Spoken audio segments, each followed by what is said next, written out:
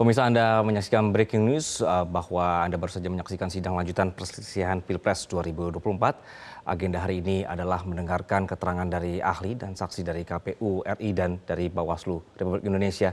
Tadi beberapa ahli juga sudah memberikan pandangan mereka terhadap beberapa hal yang dimasukkan dalam laporan pemohon. Nah, misalnya juga tadi ada yang menarik bahwa ahli dari pihak KPU Marsudi Wahyu Kiswoyo yang mengatakan belum cukup bukti untuk melakukan audit forensik terhadap sistem informasi rekapitulasi Sirekap.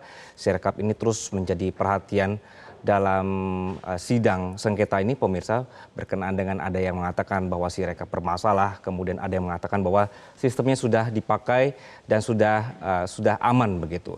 Nah, tadi ada yang mengatakan atau dari pihak KPU mengatakan bahwa audit forensik ini baru bisa dilakukan jika memang ada bukti tindak pidana atau kecurangan atau fraud yang terjadi pada Sirekap. Adapun salah satu syarat terjadinya fraud adanya mens rea atau niat di sini. Ini juga jadi menjadi perbincangan di siang hari ini.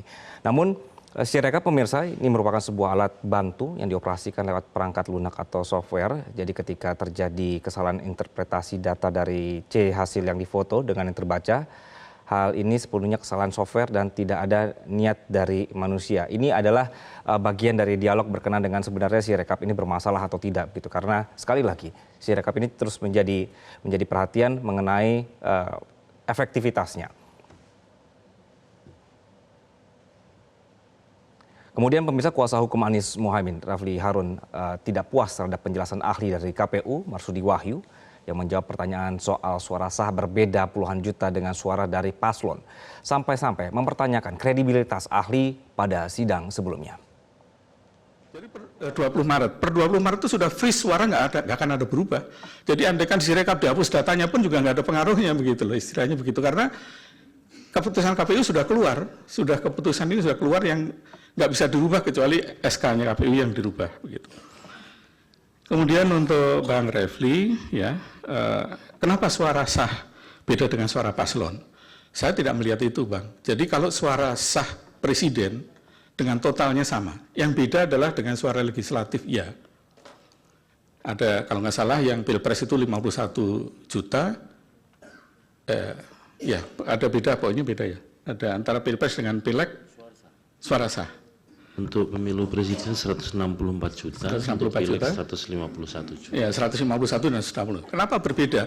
Ya kita tidak tahu, mungkin pemilih, terutama pemilih di desa ya, daripada pusing milih yang partai yang banyak itu, yang calonnya banyak, dia mungkin hanya milih Pilpres saja, tapi tidak milih Pileg, mungkin begitu ya.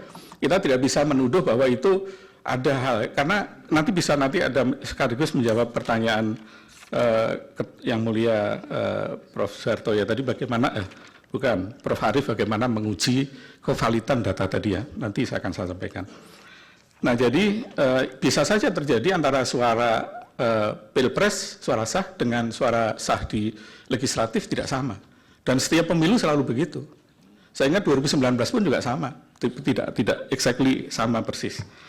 Bukan itu yang saya tanyakan. Yang saya tanyakan tadi kan kemarin itu ada ahli IT atau saksi yang mengatakan bahwa di Sirekap itu ada perbedaan antara suara sah dan suara Pilpres semua, suara sah dan suara paslon. Itu beda sampai puluhan juta. Kok bisa terjadi begitu?